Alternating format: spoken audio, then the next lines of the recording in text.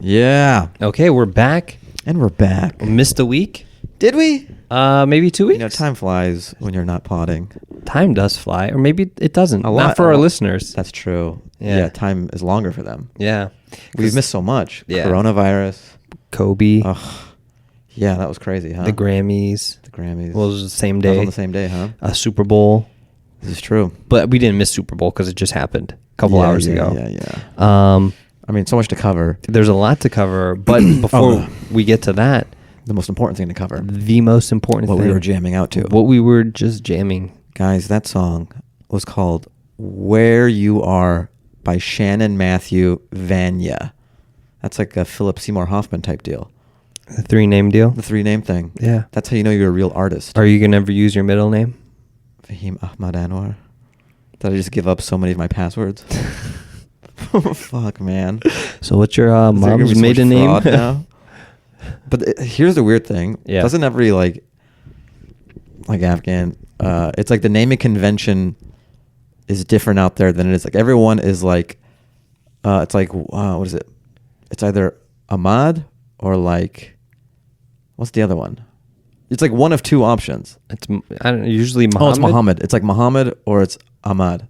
Yeah, I've met a few Muhammadan. But like, you know how the middle name out here, like we have middle names? Yeah. The middle name is like the first part of it out there. So it's like Yeah. Muhammad and then the original name comes after. Yeah. Or Ahmad, then the original name. Yeah. It's a weird format. It's like flip-flopped. Yeah. I have a few family members like that, but you know, I don't get it. I never understood the middle name, the concept of a middle name. You're in the directing sphere, so you should have 3 names, like Guillermo del Toro. I do. What's your third? My middle name is Hoshang. Dude, Ali why are you Hoshang sleeping Baluch. on that? I slept on it for a while because That's the missing link. Yeah. Because you know how you confide in me and you're like, I'm not successful. We weren't supposed to talk about this. You know, remember when you came to me and you said, don't tell anybody about this? And like, you're my closest friend. Yeah. And like, this is like one of my deepest insecurities that I don't want anyone to know on a large platform. I clearly like in remember audio this. or video form. Yeah, I remember just Remember you were bawling my confiding in me. Yeah. And I was like, dude, you could trust me. Yeah. And you go, yeah, like It's just not I'm working. not where I want to be. It's not working out. I'm like, yeah. I think if you throw that third name in there, it's the missing link. Oh, okay. Yeah, shit. Because people are dumb in this town, honestly. They see a piece of paper, it says Ali Baluch on it. They're like, yeah, been there, done that. Yeah, Who cares? I got to do Ali the full. Hoshang. Yeah. Is it Hoshang? Yeah. Ali Hoshang Baluch. I could do the full name. Cancel my 3 o'clock. We have an ethnic art house Yeah, director. there's no confusion about the diversity hire with those 3. Because Baluch, Ali can be a girl. It can be, Baluch. They're not thinking about it. Yeah. But if you hit them with the diversity 2 times, Yeah. you're really letting it marinate. The only trick to that, or not trick, it's to figure out how someone doesn't just call me, oh, so Ali Hoshang, how are you doing? I'm like, no, it's Ali Hoshang. You want the 3. Yeah. But then that just adds to your lore, because then you're pretentious. Be like, he really stresses the fact that you call him by all 3 names. Ali Hoshang. And that's good for directors. Yeah. No one wants to hear someone's a chill director. Yeah, you want someone very particular. Come on. Think about all the great movies. Yeah. They're difficult to work with. They do a million takes. We almost fought on set. Yeah. What movie have you seen where he's the best? Yeah. No. You need that tension. You need the tension. And the name. You need the 3 names. You need to be an asshole. You need to be pretentious. Yeah. I think I figured it out. You've hit the nail on the head.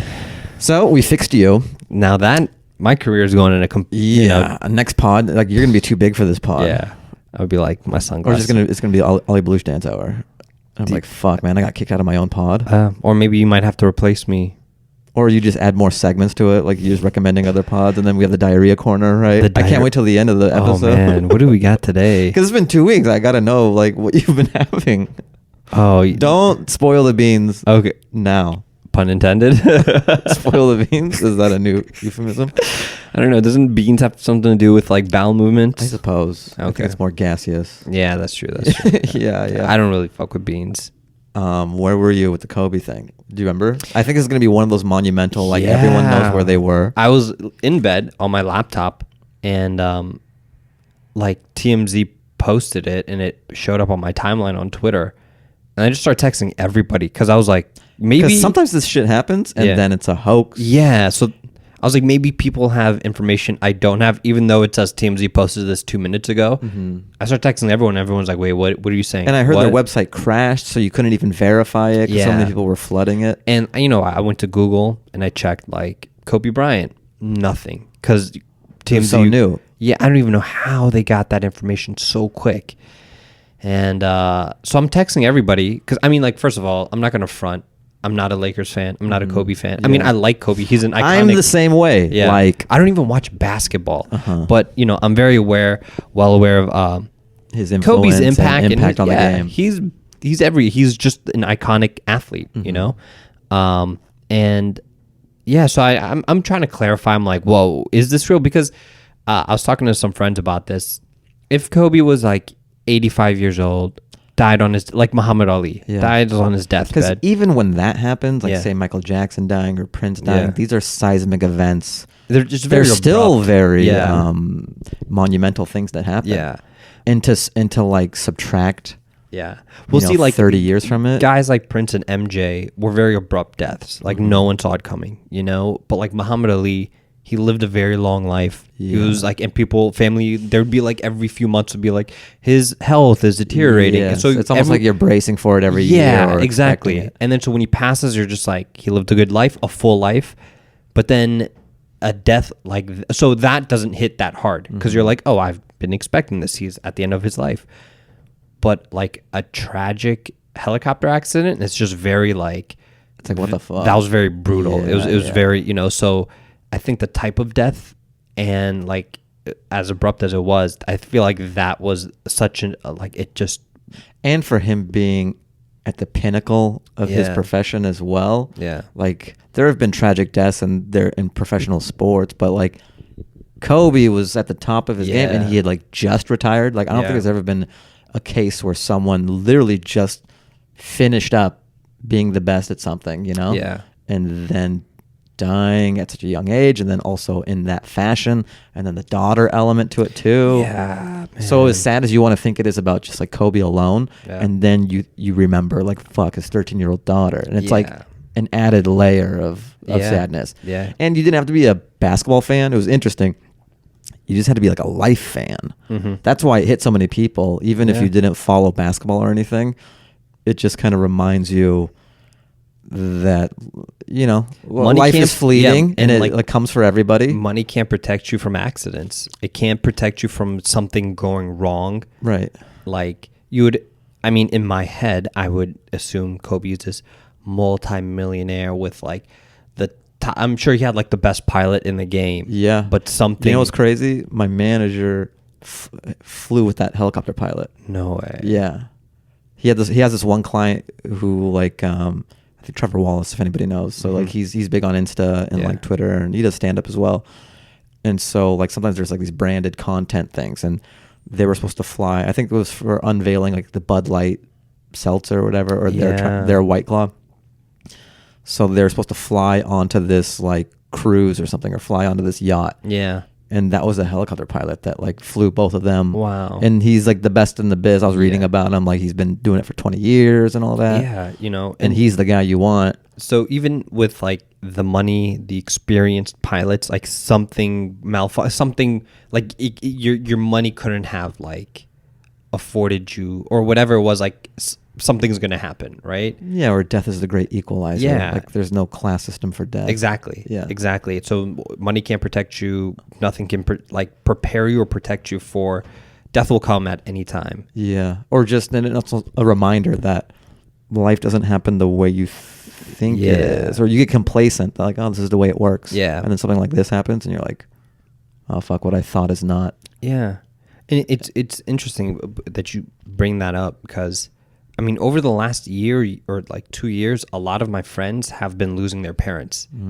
And in my head, I'm like, okay, I kind of expect to lose my parents the way that they lost their parents. Like my grandparents lived a very long life, like in their 80s. And then they like passed away when they had kids and grandkids, and their grandkids were like teenagers. And So like in my head, I'm like, oh, my parents are gonna live this like, but then a lot of my friends around me are like losing their parents in like their late 20s, early 30s. I'm just like, oh shit, this is like alarming, man, because like I haven't mentally like prepared or like accepted that like it could happen if it does happen, you know? So yeah, death, man, it's always, I guess in your mind you think it plays out a certain way. Yeah. And then when you get a reminder that it doesn't, yeah. it's just... So were you in DC when you... Yeah, I was in DC. So I was doing shows, and I'm trying to think. Maybe it was my last day. So I had finished my shows. Yeah. And I was like leaving. It was Monday. So I was like at a diner. Sunday. Maybe it was Sunday. Sorry. Yeah. Okay, so I went to the diner twice. That's why I liked it a lot. So Okay. I went back. Is it the one that you sent me? The burrito spot? Yeah. Okay, I've never What's heard it called? It's called like Tim something or whatever, but they have a Okay. great breakfast burrito. Okay. If you're in DC, I like how I'm telling you what to eat Was in the it city. in Virginia? Hey, I'm from LA and I've been to DC once, but you know what you got to try? I don't like This is coming DC. from a guy with no frame of reference. But where was the spot? I don't know Yeah, what let areas me- are called and everything. Let me see. You text me the name. It's like Tim something.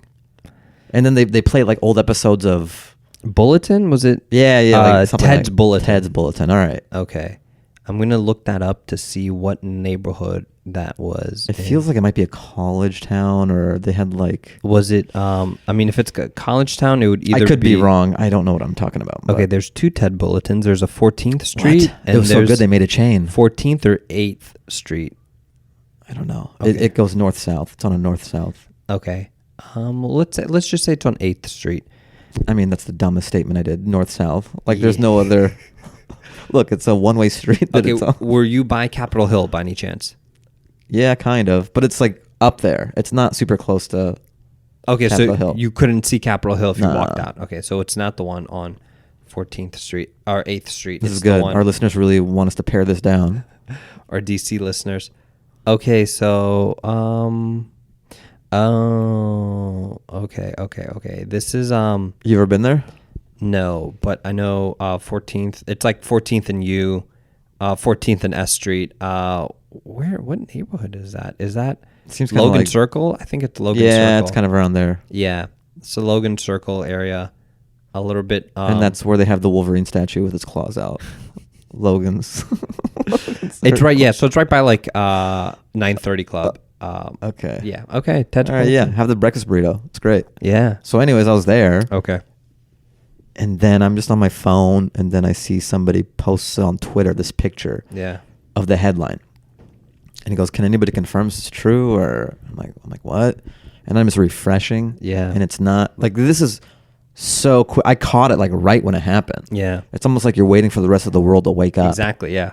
And then you're seeing like this isn't real, blah, blah, this is fake, or so I hope someone's playing a joke. And then more verified news accounts of took it like happening. 30 It minutes took to a an hour. while Yeah. for it to finally like be substantiated. Yeah. And then it was a very surreal situation to be in where you're privy to it before the rest of the diner because everyone's working and stuff. And I'm just Yeah. looking around, seeing people find out at different times. Yeah. Like the wait staff. Like I saw it ripple through the wait staff. Mm. There was like one guy who was just kind of like, he was just kind of excited to break the news. Like obviously he was like upset or maybe he wasn't showing it then, but just kind of like a fucking like he had a message to tell everybody, you know. And this Latino guy's like, dude, like Kobe died, and then there was this black guy, and he was like, nah, not like. Yeah. It was interesting. It's almost like just a character study and see how people take bad news Yeah. and kind of see it wash over him over the course of like 10 or 15 minutes. Mm-hmm. Just to be like that's not a funny joke or anything. Yeah. And then seeing it kind of set in, and then how other waiters took it too. Yeah.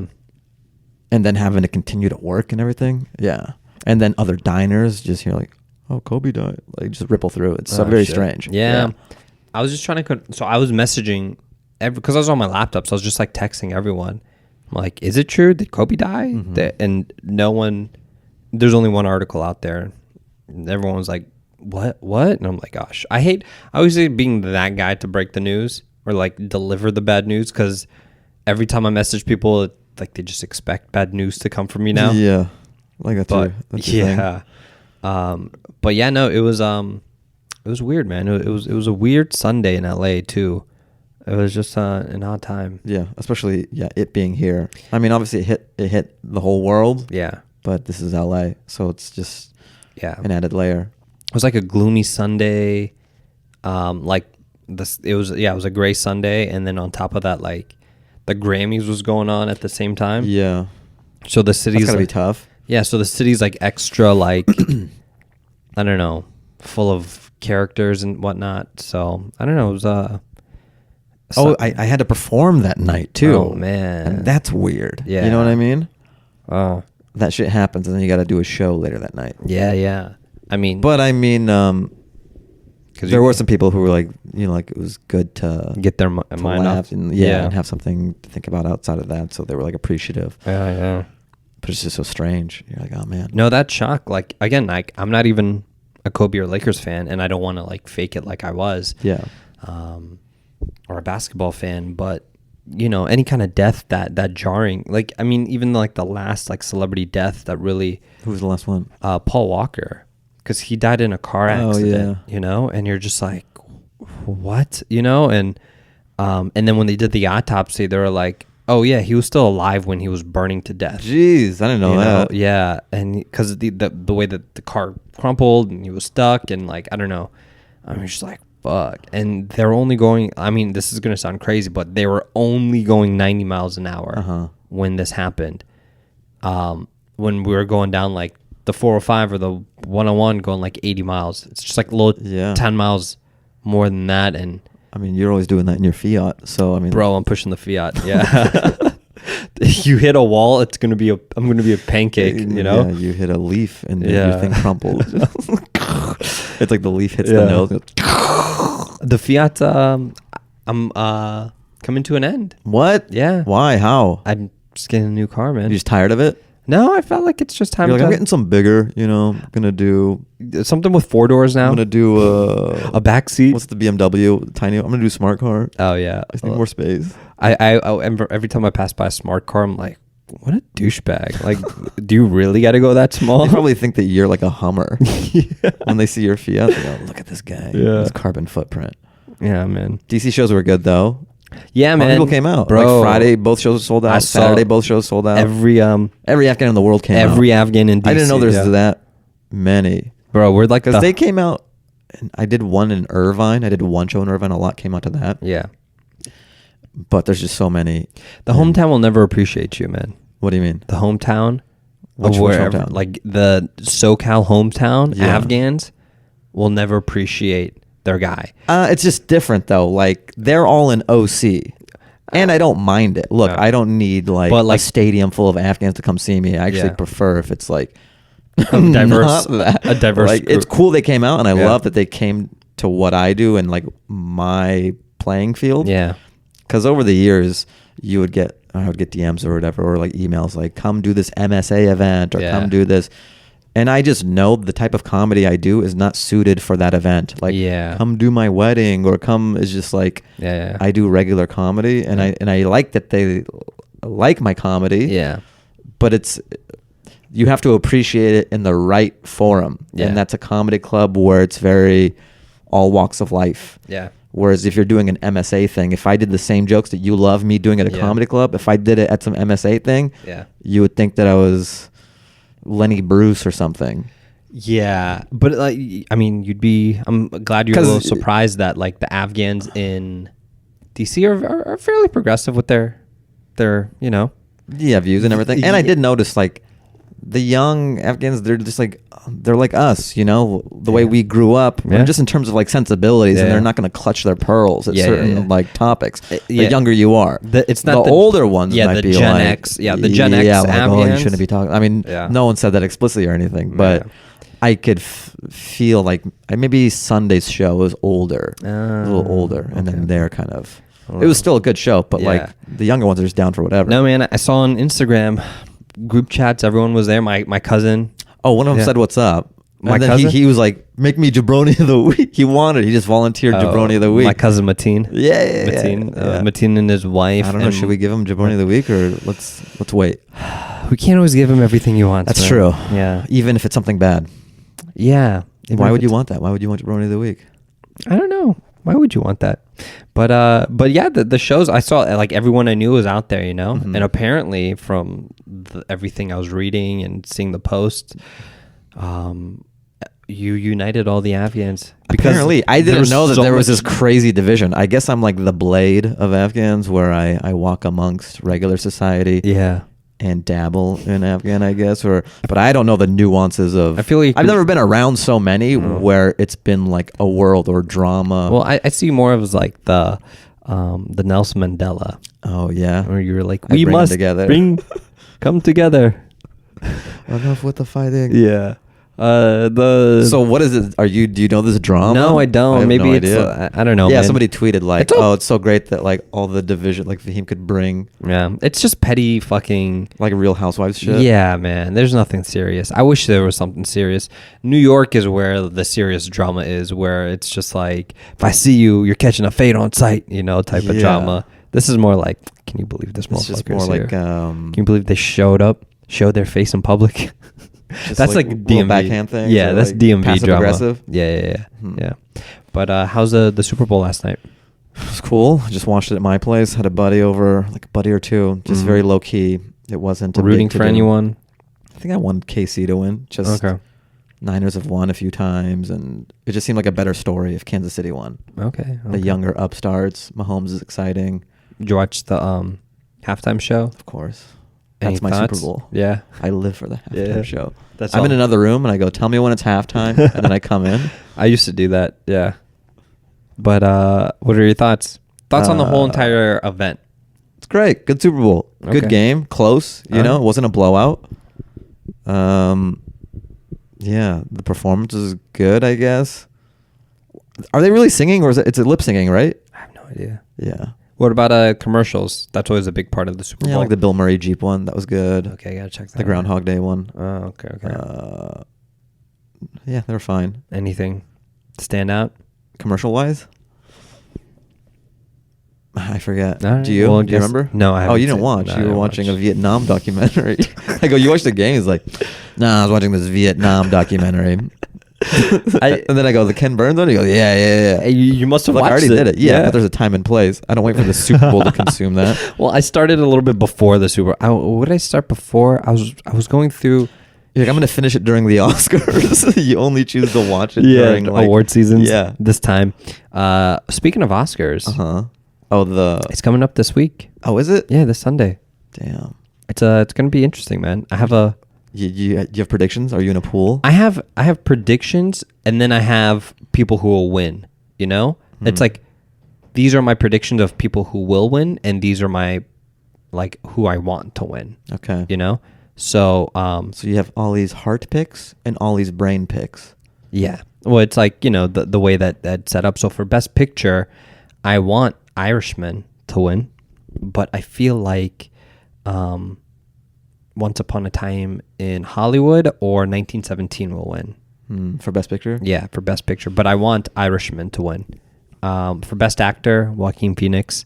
And so, you know, this week's movie of the week. Last week I recommended the French one. Oh, right? Les Miserables. Yeah. Yeah.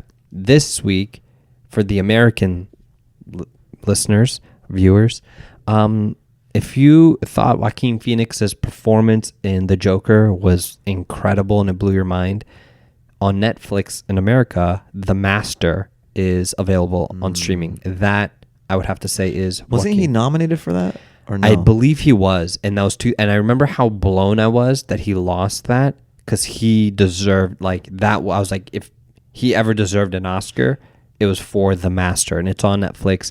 It's like a 2.5 hour. Is it about Scientology?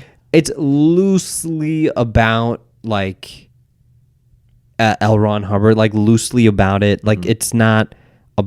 I wouldn't say it's a film about Scientology. It's a film about this like straggler, this character, this like former military guy who's trying to find his place in society, and he clearly has troubling issues, and that's Yeah. Joaquin's character. Yeah. And he like comes across Philip Seymour Hoffman character who plays an L. Ron Hubbard type. I see. Yeah. All right. So and then that's his like. Then now he's dealing with this school of thought, you know, and this ideology or theology, and but his performance is fantastic in that. Yeah. I remember he was like, it was a big award season thing. I thought he was gonna win for that. And but yeah, he's gonna win that for supporting actor. I want Al Pacino or Joe Pesci to take that. If Brad Pitt is gonna probably, that'd be cool if Pesci got it. Yeah. Just like, especially after being out for so long. Yeah. He's deciding to do this. He won so great in that. When he won supporting actor, and last time for Goodfellas, he walks in and he says, he gets the award and he says like, I appreciate it, thank you. And just That's it? Yeah, it's like Just such a G. yeah, appreciate it, thank you. Like I don't It's give a not fuck. even about this. It's just sort of like, thanks for this medal. Yeah, Bye. and he just walked away. So I want Pesci to take it, but I feel or at least Al Pacino, but Brad Pitt is probably going to take the win. Supporting for that. Yeah. Best actress, I would. I don't know, man. I hope Scarlett Johansson doesn't take it. That wasn't really that. Saoirse Ronan for Little Women, probably. That's who I'd want to take it. Supporting actress, dude. Laura Dern did not deserve like the awards that, and it's not to like throw shade. She just had such a tiny. Did you watch Marriage Story? Yeah. Hardly any screen time for to her. Extrapolate it. From Yeah, that. I mean Florence. It's good. Yeah, Florence Pugh for Little Woman, or Best Director. Now this is where it gets dicey. These are like there's Martin Scorsese, who I want to win Best Director. Then there's Bong Joon-ho, who did Parasite. That's great too. I feel like I want. He'll probably win. Yeah, I want him to take. And it's like a nice little. Like, yeah, I want Bong Joon-ho to take it. We're gonna find out at the Directors Guild Award. Anyone who wins Best Director for always feature wins? film, yeah, is usually most like the one who will transfer to get the Best Director. But Sam Mendes might take it for 1917. And then there's like original music. Nothing really stand out. Let's get into edit. Who's going to win for edit? Let's get really. What do you think for costuming? Who's going to win? Like the rest of the podcast. Is just, all right, lighting. Who's the dark horse for lighting? Yeah, oh man, it would have to be. And if the dark horse, dude, no. If it's lighting, if what's his name was nominated? God, what's his name? Roger Deakins for cinematography. Oh yeah, for 1917. Yeah, I heard it's great. He's just one of the greatest. He's been nominated the most out of like any cinematographer. Like he's been nominated like 14, 15 times, and he's only won once for Blade Runner. You think he'll do my next stand-up special? It's just beautiful. It just makes no sense. It's just like one shot and yeah. He'd there's like drones and you can't even pay attention to my jokes because it's so beautiful. There's gonna be like fire. Yeah, just like why is there like a glow of fire? Just because he did that in Skyfall. And what were your thoughts on Skyfall? Was that the Bond one? Yeah. I don't know if no real thoughts. I don't know if I remember. I don't know if I caught it. Okay, I just because the potential jabroni of the week, Mateen, my cousin was just like, he's like, yo, Skyfall was amazing, and I was like, it was literally the worst. How do you feel about this new Bond coming out? I haven't seen the trailer for it, or have I? But I'm actually really excited. Cary Fukunaga, who did True Detective. He's done some really great films. Sin Nombre. He did. He's great. He did Beast of No Nations. What was that? Maniac. He did that too. Yeah, he did the entire Maniac thing. And Atlanta. He did some episodes of Atlanta because him and Donald Glover have collaborated. I don't know if he did. He did. Okay, don't question me, dude. I know. That was my one time to flex, and you're trying to be like, Hero. I don't know if he did. Hiro Murai did a lot of Atlanta. Fuck, I might be wrong. Shit. Yeah, I think you're right. Yeah, it was I just Hiro. heard like Japanese sounding names, and I'm like, they're the same. Yeah.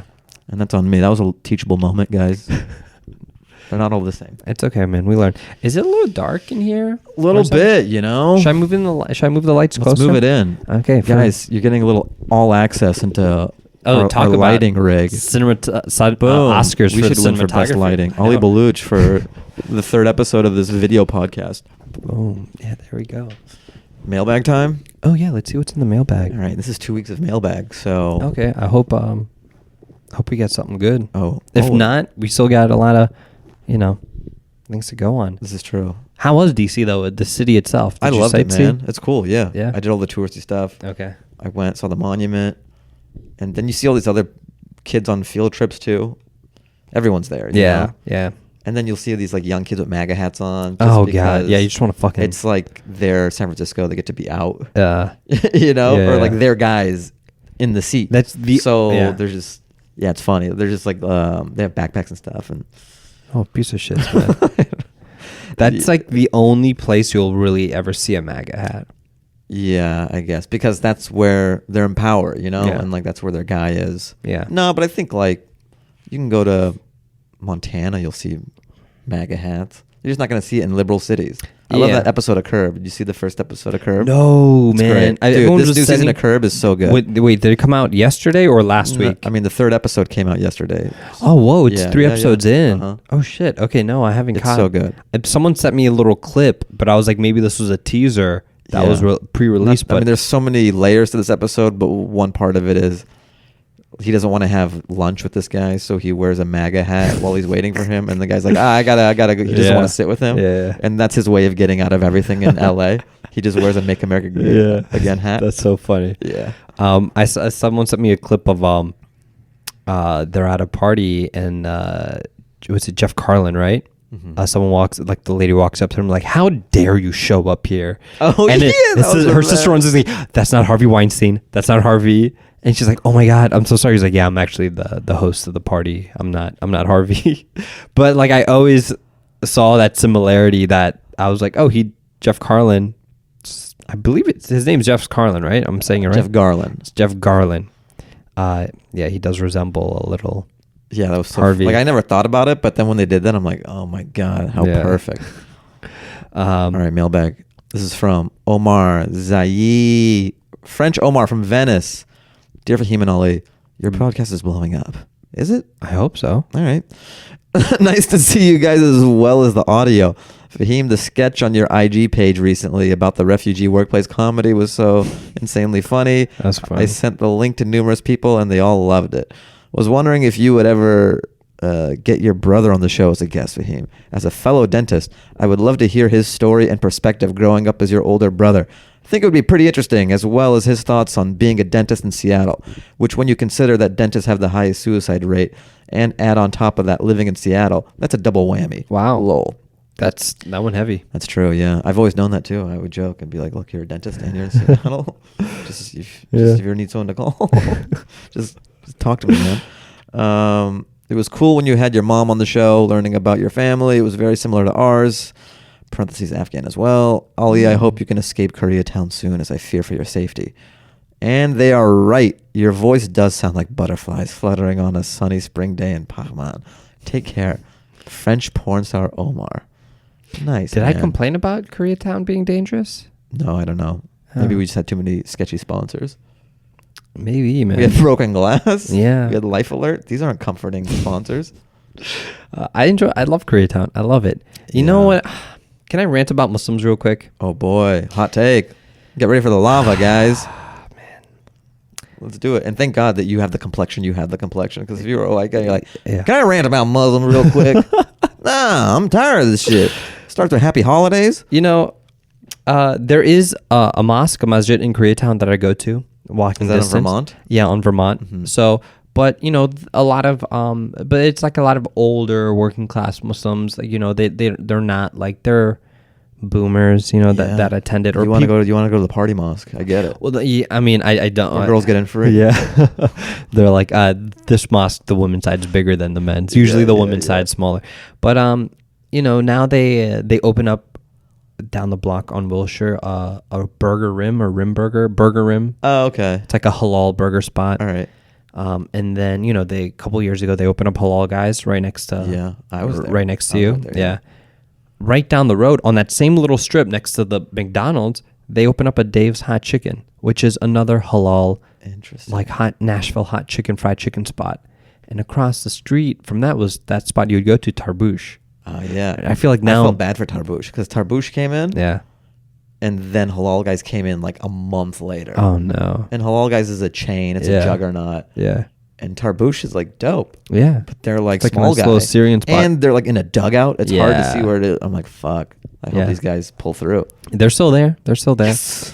So all these little halal spots start popping up, and now I'm seeing a lot of Muslims there.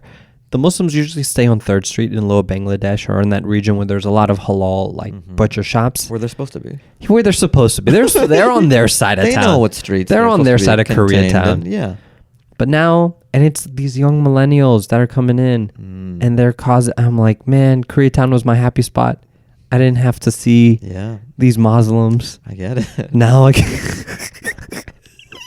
now I walk out my house and I see a little flock of Gen Z. Too many.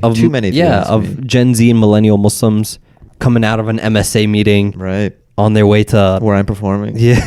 I'm like, thank you, good night. And they left a Fahim show and they're on their way to Dave's Hot Chicken in Koreatown. Look, you guys, stay out of Korea. Here, where's the camera? Right here. Look, if I see you at my Dave's Hot Chicken, you're catching a fade on site. Nah, you're gonna line them up. You're just gonna give them a haircut. Oh yeah, right there. I'll catch you a fade on site. Okay, here's the mirror. How you like that? That's pretty good. Yeah. All right. What do I owe you? No. It's my pleasure. I just love giving fades to people I've beef with. Yeah.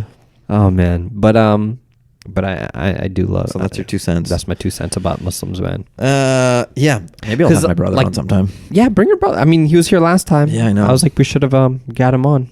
Yeah, he's a tough get. He's like, look, I'm doing a lot of pods. If I can pencil you in, maybe I will. Okay, he's doing his dental pods. All right, there's that. This is from Bill A. Secrets is the subject heading. Hey guys, love the pod. Sweet and quick question for you both. What are a couple of secret or not so well known things in your industry that would turn some proverbial heads if people knew? For example, I know a guy who works in the academic publishing industry.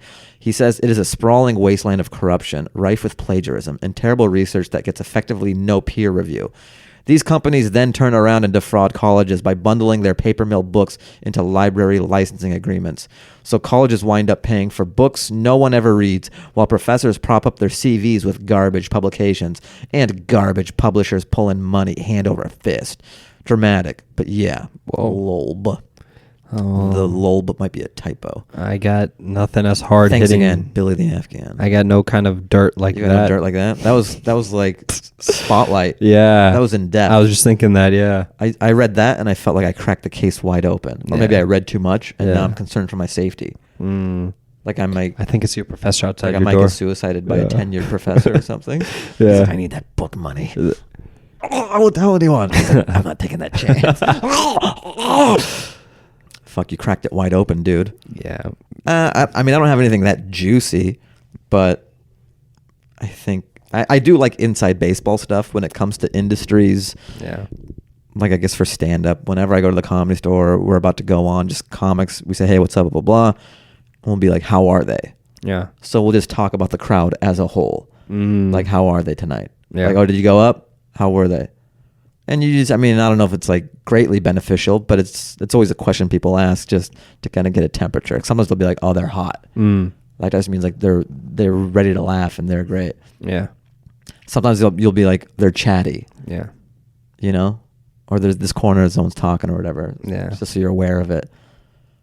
So, Okay. I mean, that's not as gossipy as defrauding paper mills and all that. That's true. That's true. Do you have any inside? I do, but I'd rather not share it. Oh, man, it's that juicy? It's not juicy. It's just like... We'll put a bag over your head and we'll like change your voice up and be like, Oh, this is something in my industry. When I work with clients. When I work with clients, they say that the money's on the way, but it's not. And then I have to send an email. And then they say, oh, I got buried, but I know they read it. And I have to follow up a few times. My follow-up is after like the second follow-up and I'm not really getting anything from like a client, like payment-wise. Just checking up on this. Yeah. I know you were busy. I find the company's accountant. Like I'll go on the website and find out who the accountant is. And I start emailing the accountant. The accountant's like, wait, why is this guy, like, why is he harassing me about payments? Like, all right, let's just get this shit out the way because I got to worry about punching numbers. I don't have the patience to deal with this guy. right. So always go for the accountant. Ooh, okay. I'll give you... But I like, okay, yeah. These are just more stand-up inside baseball shit. So there are different types of shows in LA. There's like proper shows put on by the club, like the Comedy Store, OR, any day of the week. Yeah. The Original Room is all like booked by the Comedy Store. And then there are certain shows around town too. They're called bringer shows, where if you're a newer comic and you want to perform at this like great place, you have to like bring X number of people. It's just presumed that if you're going to get on the show, you bring like 20 of your friends, and that's kind of how the room gets full. Yeah. So if you're unknowing to this, as someone just walking up the street and you're like, oh, there's a show, the bringer show is like a lot of novices doing stand-up. Yeah.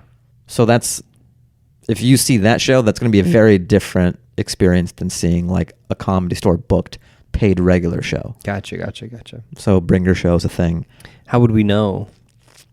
You would kind of have to know comedy a bit to know what you're walking into. Yeah. Well, if you do the original room at the Comedy Store, you'll never get burned, really. Okay. Yeah.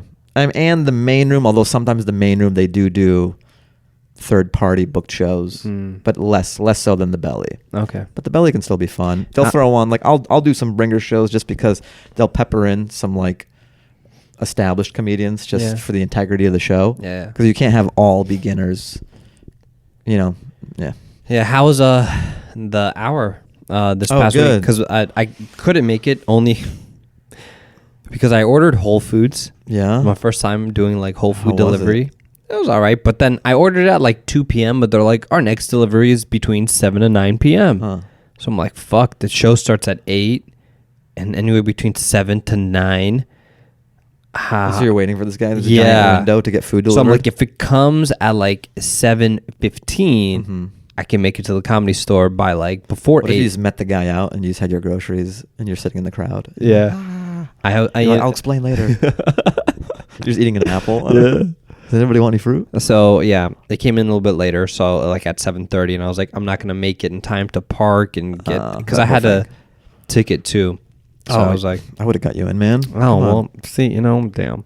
I get you in. You're like, where do I park? Yeah. What time's the show? Where the back, the front. Who do I talk to when I get there? But yeah, how'd it go? Because I had a few of my friends went. They said you were hilarious. Oh, that's nice.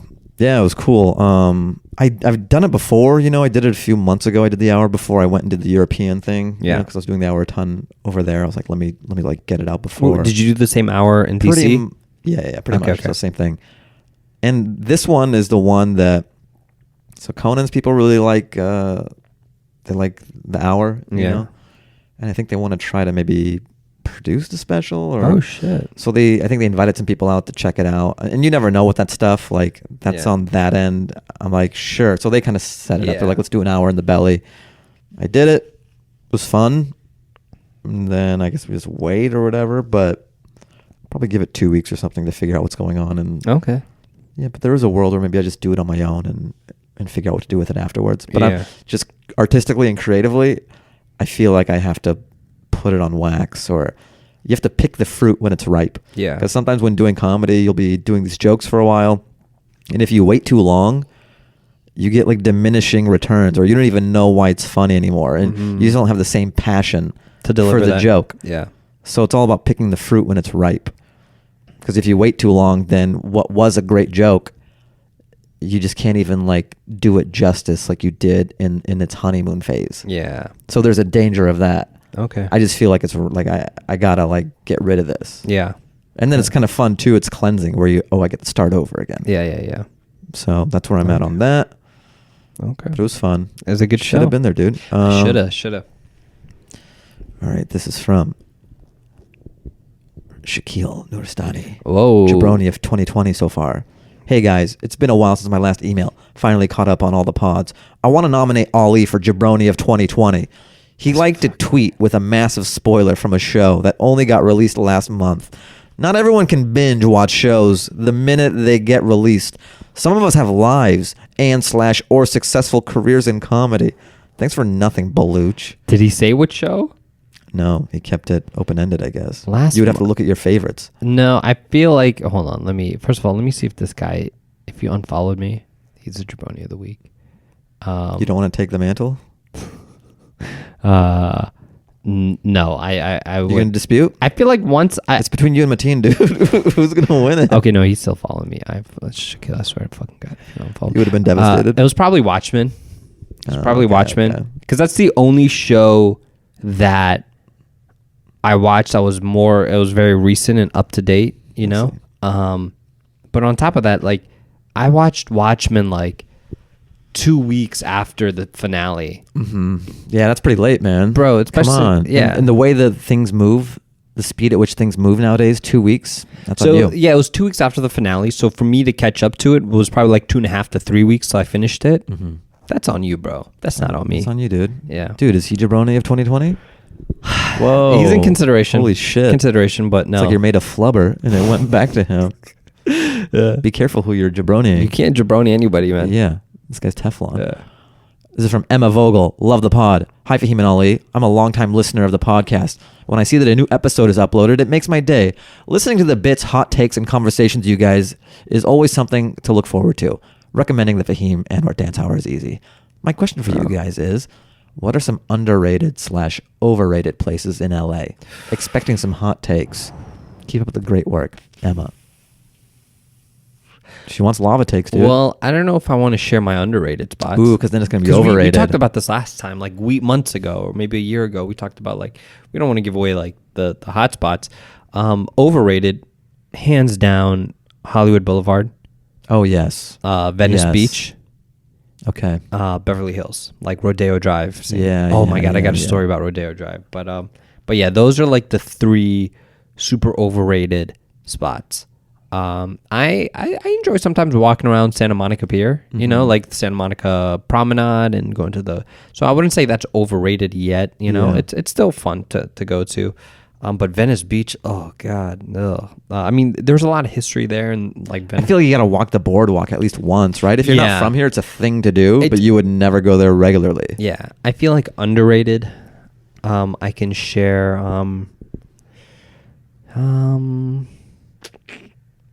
Where'd be some underrated spots?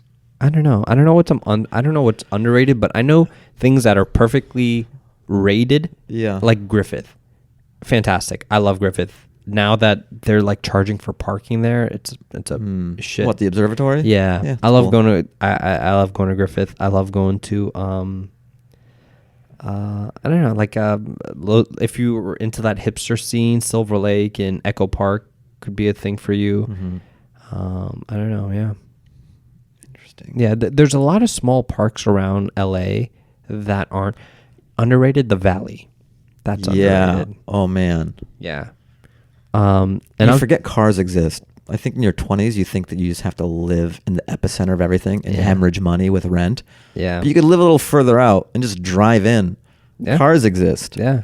And I like Yeah, the Valley's underrated. The Valley's great, man.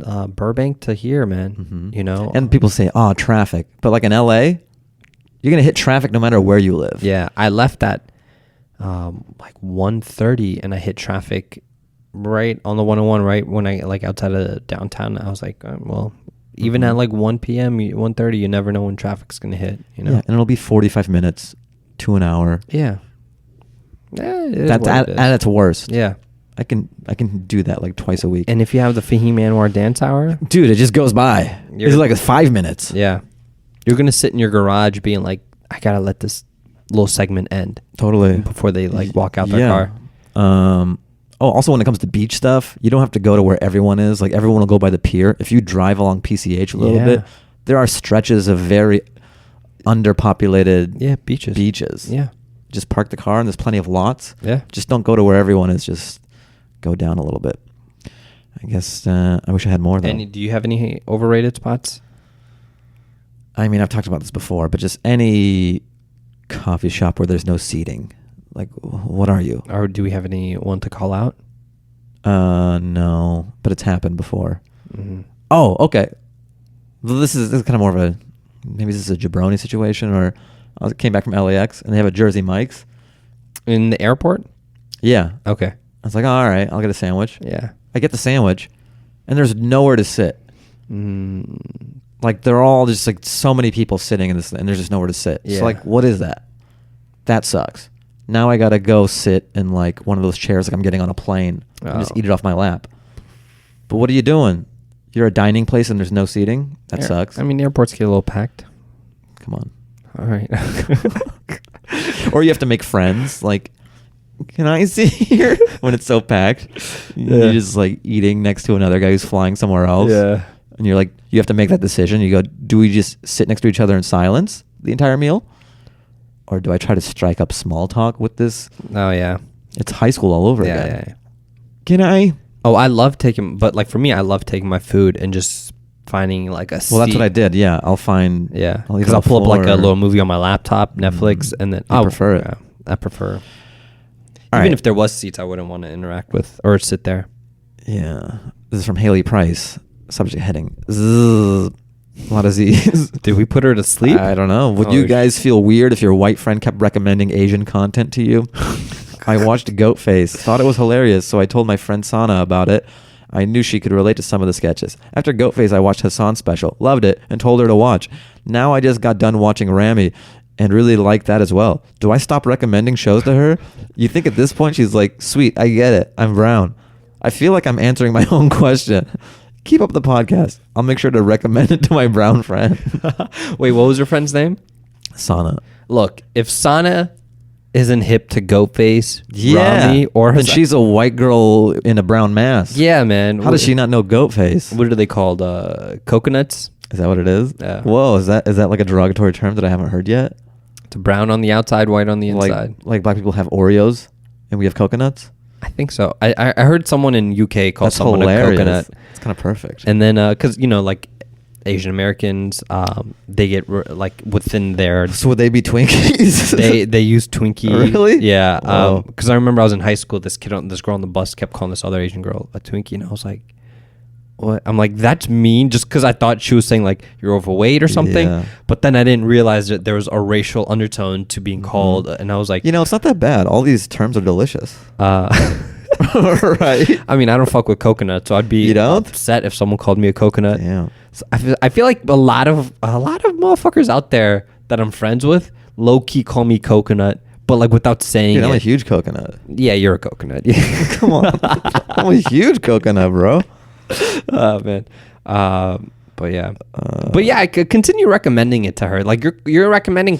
I say keep on recommending These are until like the friendship is over. Yeah, these are mainstream things that you're like recommending to her. Like Goatface was on Comedy Right. Central. But Hassan's also, on what's Netflix. wrong with your friend where you are... Yeah, she needs to be on top of this. Yeah, why are you on top of this? And what if she recommends like Friends to you? Yeah. And she's like, have you seen Seinfeld? You're gonna love this. Frasier. Yeah.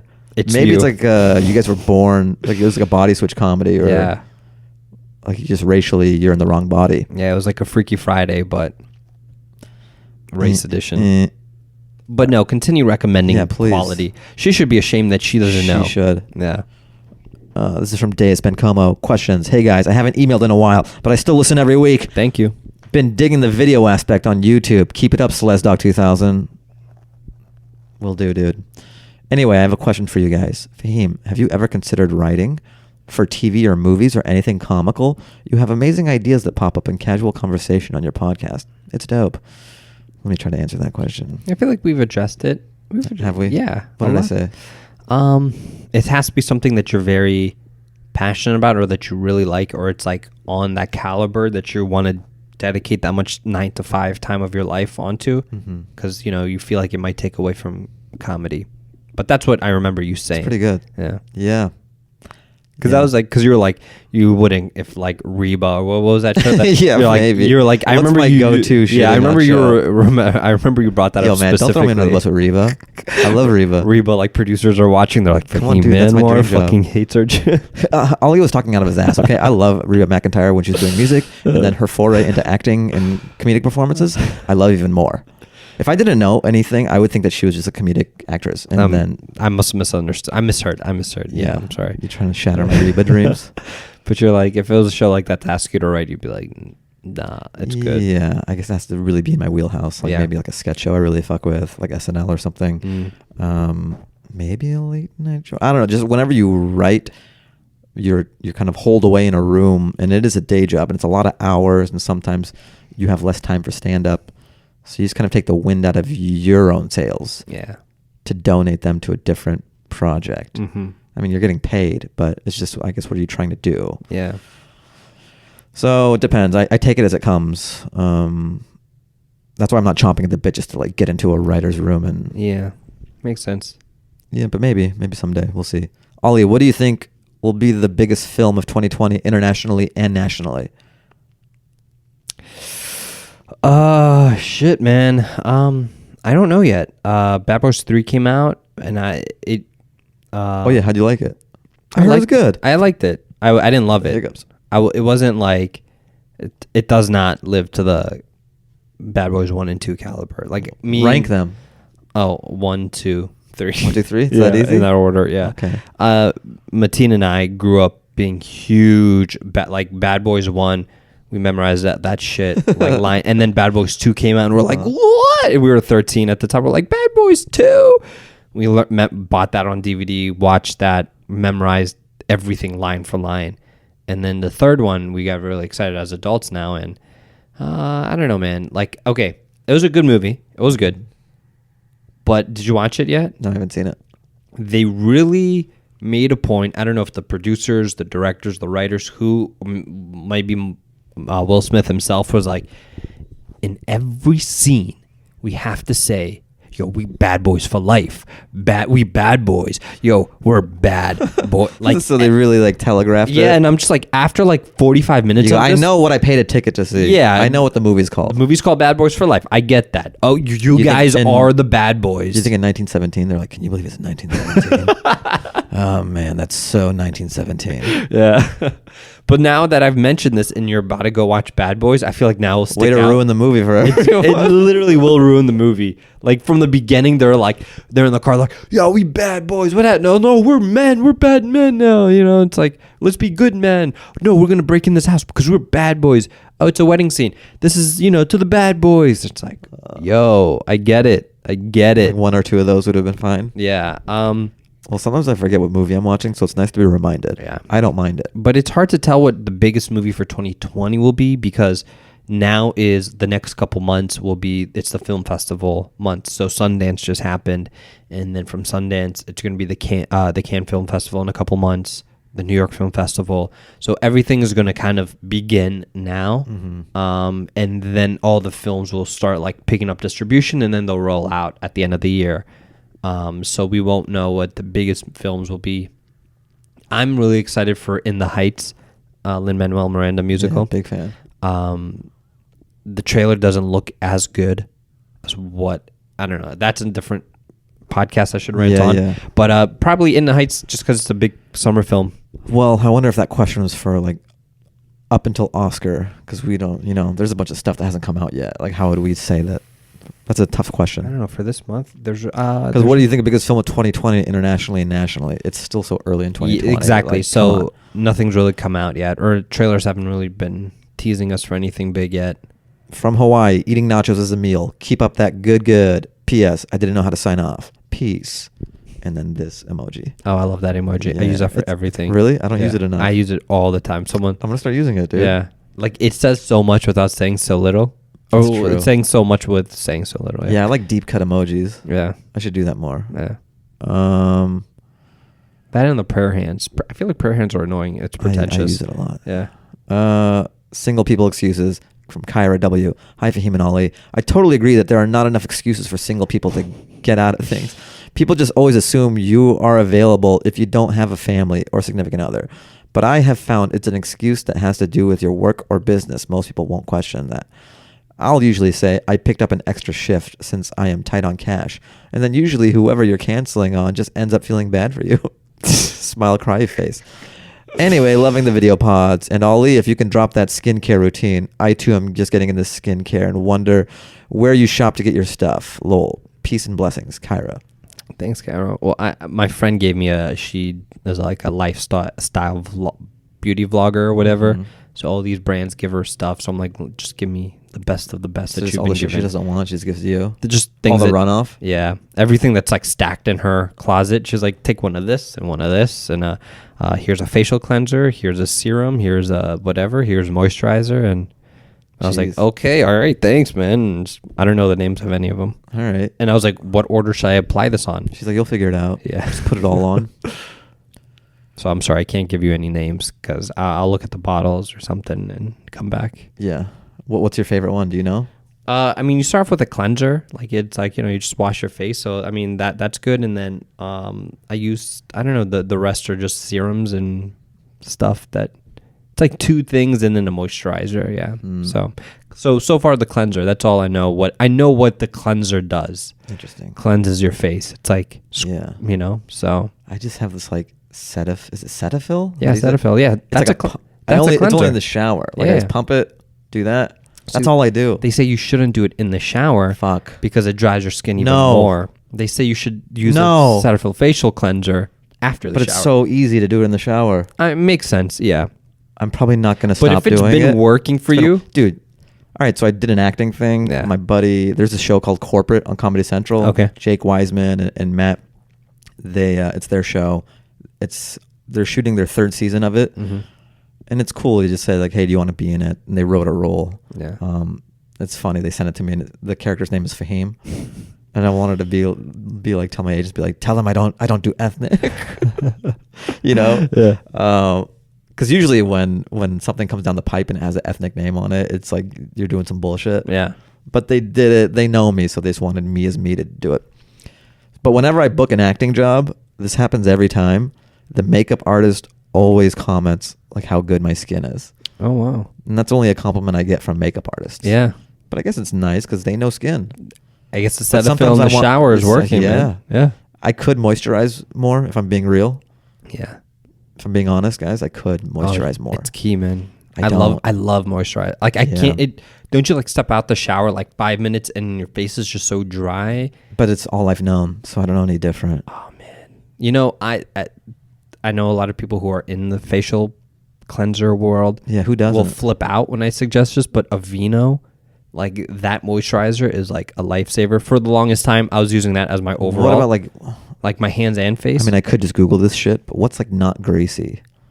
I don't want it to look shiny. Well, that's the thing. A lot of the like moisturizers you'll buy, it like has retinol and whatever. So then with that, I don't know. There's so much shit that you gotta factor into. Do you have any tips for? But Aveeno, that's the one I used before. Dude, moisturizers that doesn't look like I have a moisturizer on. Let me know.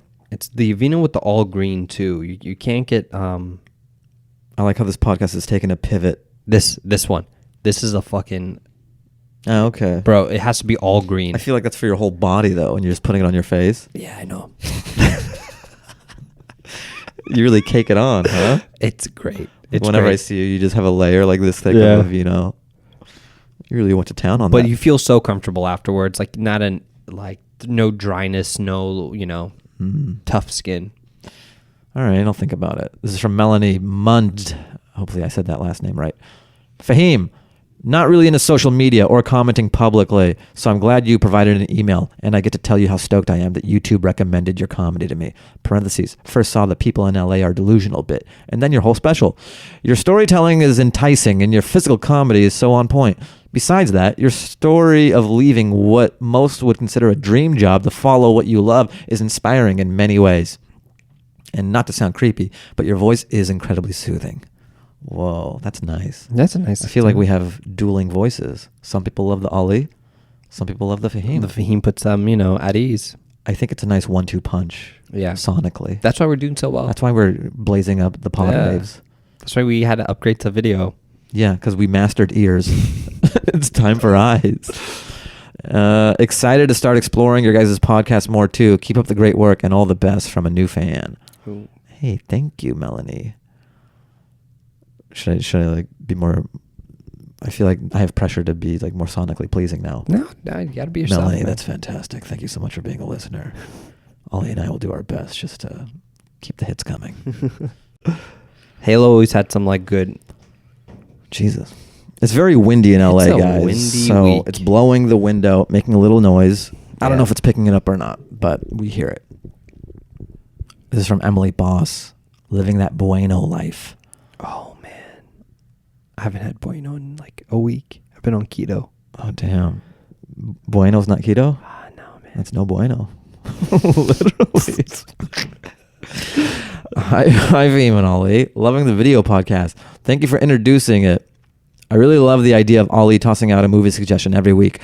Honestly, I have watched every film he has suggested so far. I love Downton Abbey. Oh. But once Ali put his seal of approval on it, I made sure to check it out. It did not disappoint. I hope Ali brought Fahim a Bueno chocolate bar this week. They should really be your sponsor. That conversation had me craving one. They are so light and delicious. They are. I mean, does she work at Bueno? What's Bro, going right on now, here? like, my cravings are kicking. I haven't eaten anything. You're having Bueno withdrawals? Yeah. Question for you both. If you had to listen to one album for the rest of your life, what would it be? It can't be a greatest hits album, and it can't be a soundtrack/mix. All right, I'll answer this, and then we'll get to the second part. One album, dude. I would probably say a Late Registration, Kanye West. Hmm. Oh, fuck it. Yeah, Late Registration. Yeah, late Registration was just very like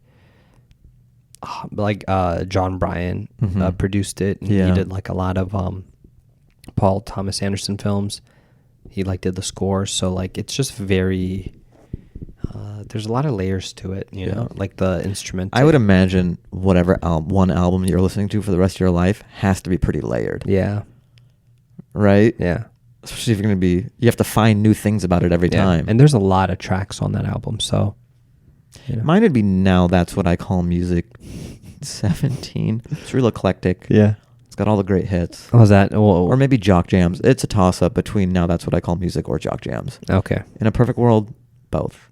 But that's not the question posed. What if you burn them both onto one CD? Interesting. She never said we couldn't make our own She compilation. did. Oh, she did actually she? did. She said it can't be soundtrack/mix. So I'm breaking my own rule. I'm trying to think what album. My gut tells me Thriller. Michael Jackson. Yes. Wow. Is that... Did I just get canceled? No. It's a toss-up. It's R. Kelly or Chris Brown, Michael Jackson, or Kevin Spacey did jazz album. It's a reach. Like he doesn't even. Joe Pesci did a fucking album. Really? It's so bad, yeah. Huh. Yeah, probably Thriller. Okay. I can't think of another one. But every song on there's a hit. Yeah. And it's dancey. Okay. Fahim, I saw that you are running your hour recently, parentheses, Comedy Store, social media, and Conan. Are you recording it soon? Hope you guys have an awesome week. Well, you've addressed the recording. We've addressed it. Yeah. So we're trying to. You should have listened to this episode before you sent the email. Come on, you're not a time traveler? Step it up, Emily. Let's see. All right. This is from Austin Lopez. Thoughts on the whole Ari Shaffir / Kobe joke he made? Too far, Austin? Ooh. He's your friend, right? Yeah, I mean, yeah, it's unfortunate, you know? Like, that has been his brand forever. Like, whenever there'd be a celebrity death, he would just always, that's just part of his thing. He would say, like, oh, I'm happy, Patti LaBelle, or whatever. And it was just like an ongoing, his runner. Like, it's not my style of comedy, like, but that's what he was known. It was like a WWE heel or something. Yeah. And he was able to get away with all those other deaths because I guess they just weren't as seismic as this one. And so in his mind, I don't know. I talked to him, or he'll text. He posts my stand-up clip, which is nice of him to do. This is before this incident. After this incident, I'm like, oh, fuck. Yeah. You know, like, I hope it doesn't seem like I'm condoning what that. Yeah. But like he was one of the older store guys who was actually just very nice to younger comics and gave them opportunities, and that's what's unfortunate. It's like so easy to, and it's fucked up what he did, you know? Like I don't condone it. I mean, I think it's he tried to do what he did with all those other deaths in the past and like didn't affect his career at all, you know? And then the Kobe thing, it was just like, it was too big to do that too. Yeah. And no one's going to know that you do this. This is what I do with everyone. Like, no, people are busy. Yeah. No one has time to know the nuances of like your attempt at a joke. Yeah. And it's so anti-joke that no one's going to even know it's a joke. Yeah. You know what I mean? Like you're being so meta that the average person isn't going to know. Yeah. It just comes across as like the most evil person in the world or something. Yeah. Again, it goes back to what I was saying earlier. If Kobe didn't die such a horrific and tragic death, if the stars aligned for this to be the worst. Yeah. If it was like he died of old age 50 years later. Yeah, if Kobe was Okay. 85 or Sure. something, and that's why all those deaths in the past didn't affect People. and him trolling and doing all didn't move the needle Yeah. at all. But this just hit everyone in a certain type of way Yeah. that the blueprint that worked before for all these dark jokes or tweets and all that didn't work for this. Yeah. So it was just sort of like misreading the world. Yeah. And in his mind, like, well, nothing happened in the past. This is different. And you kind of have to know why this is different. Yeah. And then there's the daughter element as well. And even comics weren't ready for it. Yeah. Because comics are always like, you got to defend free speech. There is no line, but we got to be able to say whatever. And then you would see a lot of those same people like, yo, what the fuck is this? It almost proves that like... No, I think that, I mean, there is, and I remember I started like a Twitter war a couple of years ago with this, with the like alt-right and the atheists for some reason. Like two different groups went after me, but I was like, you have the freedom of speech, but there's consequences to free speech. Yes. I have the free speech of saying the N-word. Mm-hmm. I can walk out your door, scream it, but there's a consequence to it, whether it's a physical consequence Yes. or like some other sort of backlash. You have the free speech to run into a mall and scream fire. Right. Anyone could do anything they want. Yeah, but there's a consequence to it. You need to assess the situation. And Yeah. sometimes comics fail to assess the situation. Yeah. And that's where you run into trouble. Yeah. Who is it? So, I mean, I don't think he believes that shit. Yeah. I think some people just say Well, wild shit. No, I think he brought up a point Yeah. because there were a lot of articles that came out about survivors of rape, Kobe Bryant, and that's the thing. It's like to talk about Kobe Bryant, you have to kind of you can't forget the complicated past that Kobe had with sexual assault, rape allegations against him. But it's like for me, I'm like that is something to talk about too.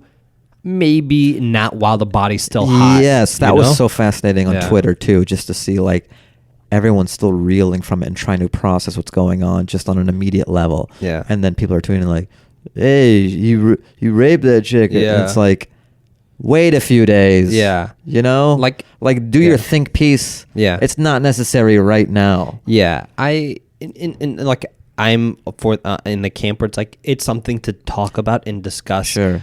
But let's at least let the body like cool down. Yeah, like take it one step at a time. let's put him. You know, the family's still grieving. The family doesn't even know yet. Because when you do it that soon, it almost seems like you're reveling in the fact. yeah, You know, It's I like- understand that Kobe- people are nuanced and there's Yeah. shades of gray and it's cool to examine from all angles. Yeah. But when someone dies and then you post it immediately, then it's like you're not even viewing them as human yet. Yeah. So maybe just wait a few days before that. Yeah. But yeah, the Ari thing, like he brought it upon himself. I get what's going on, you know, like the death threats aren't like there's a gang saying green. Like, I mean, I don't want him to die and all this Yeah, shit. yeah. Obviously, that's fucking crazy when you dox people and all Yeah. that. But this was a crazy miscalculation on his part that I think set him back. I'm sure he regrets it. Yeah. But yeah, it's just the learning. Yeah. It's funny that like this is just shit that everyone already knows. Like they would never do that. Like Yeah. why? But this is a learning lesson for him. It's good that we all know that that's something not to do. Yeah.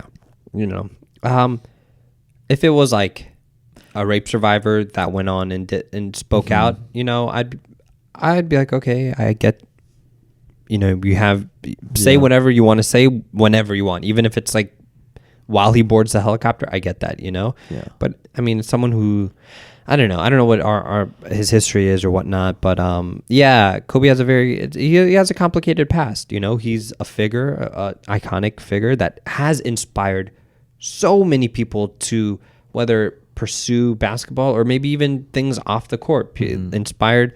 You know, one thing that's been bothering me. Everyone's like, yeah, now you know he inspired us all to say Kobe as we shot a basketball. Yeah. I'm like, that wasn't Kobe Bryant. That was Chappelle. Oh yeah, from the sketch. Yeah. Yeah. Chappelle had the sketch where I think he had like, was it a condom or Or a was it the pregnancy test or NDA? something, Yeah, or- an NDA okay. contract he had, or it was like a condom and he throws it and he says Kobe. Chappelle started that. Yeah. You know? Yeah. And I get that. Yeah, Like, Neil Brennan posted a tweet from the sketch. He goes, "Did we inspire this, or was it the thing before?" no, it was a Chappelle Yeah, thing, I feel dude. like Chappelle show yeah. popularized it. Which I get, you know, people want to, like, people did that. We did that in high school. We would always shoot and be like, Kobe. We do that in basketball. But it came from Chappelle's show. Yeah, let's see. Dancing out to the song. I Dancing made it a Out. little bit brighter so the people who are Might not watching. match.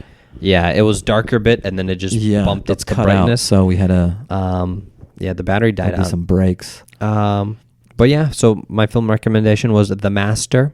You know, All right, The if Master. you guys are on Netflix, catch it while it's on There you Netflix. guys go. Right into the pod, Fahim Anwar dancehour@gmail.com. Rate, review, all that jazz. Let us know your thoughts. Let us know your thoughts. Let us know if any of our hot takes weren't that hot. Ooh, What if they're like, it was lukewarm Just at best? lukewarm? You know, one of my lukewarm takes. what? Oh, and I hope this doesn't upset the dancing community, How dare you? but I don't think shufflers should have rights. Yo, if we weren't hot, we're back. We're back, baby. Yo, like Right? That escalated. people who still shuffle like it's 2011. Yo, what are you doing, Pick man? up your feet. Yeah, like it's so weird. I was at this like conference once, A shuffling conference? What is it? and these guys start shuffling. I had to walk away. I was like, "What the fuck is this?" What kind of conference is You this guys where are they're shuffling. grown ass men. What are you doing shuffling? That's a good point. You know, What age is it's you a hang Gen up the Z. shuffle? You got it. Once you're out of high school, you can't shuffle. All right. If you're like, I'm going to work as a lawyer, but I also shuffle. You know, Hey, what if that's how they blow off? because like steam, dude? I'm that dude privately. right. Yeah. Private shuffle. Yeah, you gotta stay in the literal yeah. closet with that. Like, you know, I'll scroll through TikTok and then there's this fad or this little thing of TikTok of like shuffling, and they'll do like before the beat drops, they'll give you the instructions of like, put your heel here, put your foot here, this goes behind, and then and then they do it all, and I'm just like, you look so stupid shuffling, Bro, you're just an old man, dude. That's my only old man You're just take. an old man, dude. That's my only like boomer take. Shuffler. Yeah. Shuffling's where it's where it's at. Yeah. Oh, but did you have a jabroni of the week before we go into? I guess Jersey Mike. Jersey Mike? They didn't have any chairs after I bought the thing. Was that at LAX It was or at what? LAX. Which terminal? What airline? Think 3 Delta. Oh, okay. I don't think I've been in that one.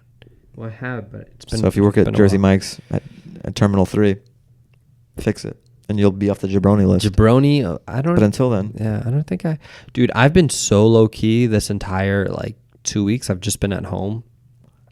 Like I haven't done anything. Like it's so bad. Like today you text her like, when are you free? I'm like, I literally have nothing to do. I had nothing too. It worked out. Yeah, and like last week I finished all my projects. I submitted everything. Now I'm just like sitting around. It's like kind of nice though, right? It is nice because Sometimes if I you don't have have that. something on the back of my mind where I'm like, shit, that I gotta edit, do this, I yeah, gotta do that that, blah, edit's blah, blah. due. Actually, fuck, there is something on my mind.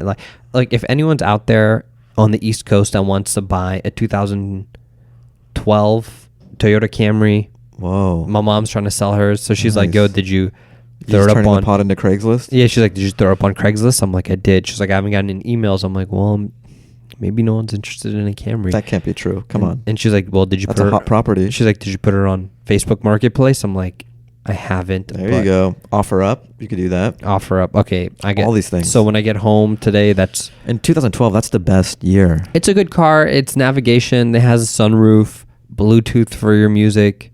So anyone out there looking for a 2012 Toyota Camry, How many miles? 76, I think. Dude, maybe I want it. Oh yeah. Yeah. No, I don't want it. That's not something. All right. You ready for the song, dude? Let's hear it, man. This song is called Pressure, and it's by Grady. And I'm into it. And of course, these songs will be on the Fahim Anwar Dance Hour Spotify playlist. So, You can jam it. There are people who actually listen to this, man. yeah? Yeah, like people they're like, yo, man, I like 2-3 people have hit me up that I know. They're like, yo, man, I work to Fahim's playlist. Dude, it's legit. Yeah. I'll have artists reach out, and they'll be like, yo, can I get on the... It feels like I have power. Yeah. Yeah. Oh. And I don't take like unsolicited. It's when I find it. Yeah. So it's very, I don't know if it'll happen or Yeah. I don't catch all of them. I don't know how often it'll happen where someone will send me a thing, I listen to it and I put it on. Yeah. Who knows? As time, generally I stumble upon these tracks that don't have a ton of streams. Yeah. I put it on just because, I don't know, it's kind of magical the way you find it and you want to share it with the world. Yeah. So it just seems, I never want to post a song where it feels like business transactional. Yeah. You know what I mean? Yeah. It's not what the dance hour is about. The dance hour is about Organic. kismet. Yeah. Organic, grassroots, Mm-hmm. you know. But what was I saying? Oh, yeah, but yeah, I've had like It's almost 600 followers on the playlist now. what? Yeah. That listen to the... Wow. You could see... And I guess whenever I put an artist on there, it notifies their stats, or like they know that I put them on the playlist, which is kind of cool. Way. Yeah. Okay, well, you're doing something, I guess. that's like, you know, we're not only entertaining them for the hour, we're Dude, giving them I'm a music juggernaut in the comedy world, the podcasting world, and in the music world. Yeah, dude.